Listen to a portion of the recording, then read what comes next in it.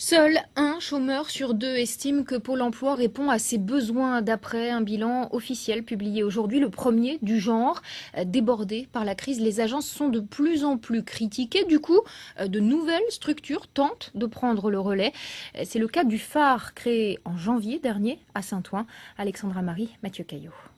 Bonjour monsieur. Bonjour, Georges Kengue. Ça va? Georges Kengue a décroché un entretien pour un poste d'administrateur en ressources humaines. En réalité, face à lui, il s'agit d'un formateur, une simulation en conditions réelles pour se préparer à convaincre les recruteurs. J'ai eu à effectuer plusieurs missions qui sont en rapport avec justement le profil que vous proposez. Chaque réponse, chaque geste est ensuite analysé collectivement. Tu dis pas exactement ce qui te plaît dans ce travail par rapport aux missions qu'ils vont te confier. Donc ça, il fallait développer. On sentait bien que tu cherchais, tu étais un peu perdu. Ça aide pour les prochaines fois. Je saurai mieux gérer mon stress, enfin. J'espère. Juste un étage plus haut, Marie-Claude Benzaïd, aujourd'hui au RSA, met au point une stratégie avec un consultant pour créer sa propre entreprise de vente de lingerie sur Internet. Avec les charges qui viennent se greffer avec votre activité, il faut vendre en moyenne 85 produits par mois. D'accord? Par mois. Par mois.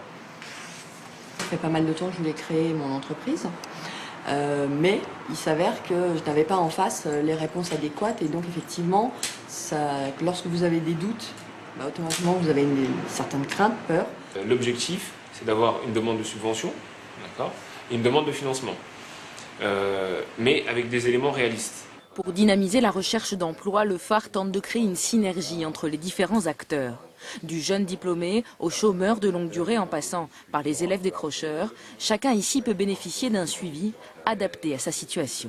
On est parti du constat que ce sont chaque année près de 500 000 emplois qui ne sont pas pourvus, à côté des plus de 3 millions de chômeurs. Nous, on travaille vraiment sur la mise en adéquation de l'offre et de la demande. Sorte de relais de Pôle emploi, le phare est pour le moment la première expérimentation de ce genre en France, financée par le ministère du Travail et le mécénat d'entreprises privées.